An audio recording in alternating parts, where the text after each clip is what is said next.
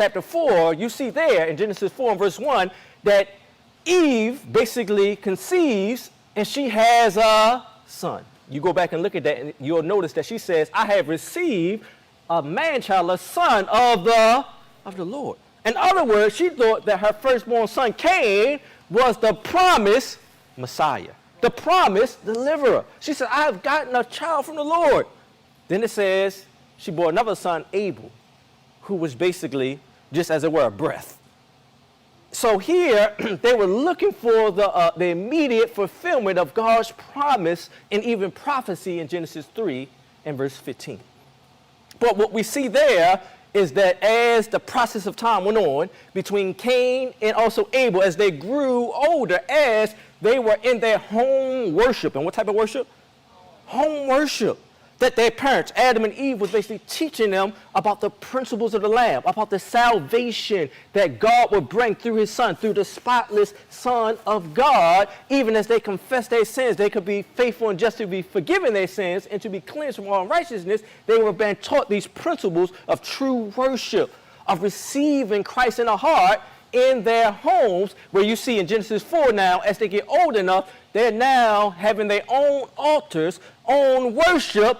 But you see two different types of worship.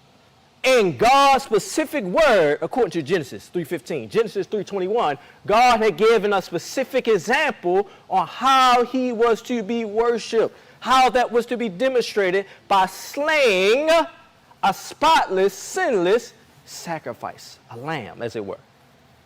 Abel brought that appointed sacrifice that was according to God's word before him. But Cain wanted to worship God how he wanted to.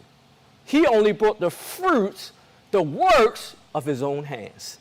He did not want, as it were, a religion that caused so much sacrifice. In other words, to make it simple, the altar bearing a symbol of the cross, he wanted a religion without a cross. He did not want to have to deny himself, because if in order for me to believe in this Lamb, to receive his life, to be covered with his robe of righteousness, I must apply with God-appointed mandates and ways in order for me to be saved. I must stay in line with what his words say. I don't want those restrictions and those rules. I want to do my own thing and worship God how I want to. The same exact principles that you see in Genesis 3 with the serpent is now inspiring Cain to try to come and worship God how he wants to. Mix the holy and the